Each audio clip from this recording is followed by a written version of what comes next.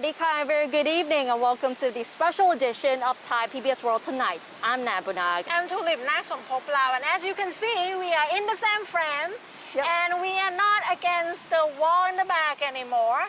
We have Patong Beach as our backdrop because we are here on Phuket Island. It will be different tomorrow. Exactly. It's beautiful, isn't it? Although we're not seeing many tourists today, but the scene will definitely be quite different tomorrow because it's the D-Day for Phuket's reopening to foreign tourists on July the 1st. So let's give you a recap of what Phuket Sandbox is all about and what you need to know about the scheme. So Phuket Sandbox is the initiative to reopen the resort island to international visitors with no quarantine needed. May I repeat, no quarantine needed. And visitors have to be fully vaccinated and pass a virus test after arriving at the airport. Foreign travelers planning a trip to Phuket must get certificates of entry from Thai embassies or consulates and register through this website, www.entrythailand.go.th. So upon arrival, they will have to undergo normal immigration procedures, install the Mochana contact tracing app, English version is available, and Thailand Plus app, and take a COVID-19 test. They can then check into the SHA Plus certified hotel. The local we call it Cha Plus. And as soon as the test come back negative, they can leave the hotel and travel anywhere on Phuket.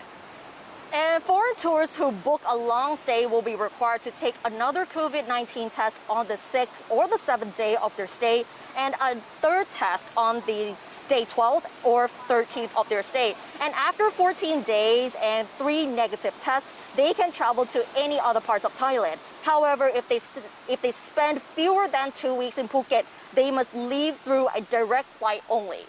Yes, but there are still a few things to keep in mind.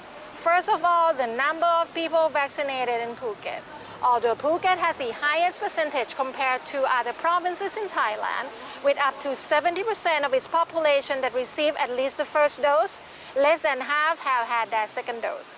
This means that they are not fully inoculated against hospitalization caused by the virus and its variants yet. Another thing we have to keep in mind is that the number of new infections are still increasing in Thailand. Therefore, there have been concerns that the Phuket Sandbox may carry significant risks. So authorities have drawn up guidelines on danger signals that should trigger action.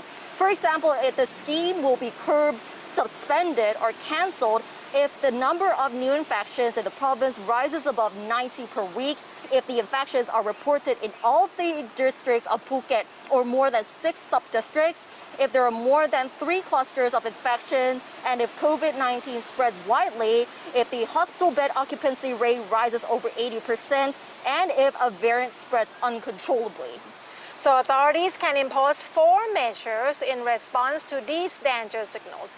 Reduce tourist activities, use sealed routes for tourists, implement hotel quarantine, or cancel the Phuket Sandbox altogether. This will depend on how serious the situation becomes. And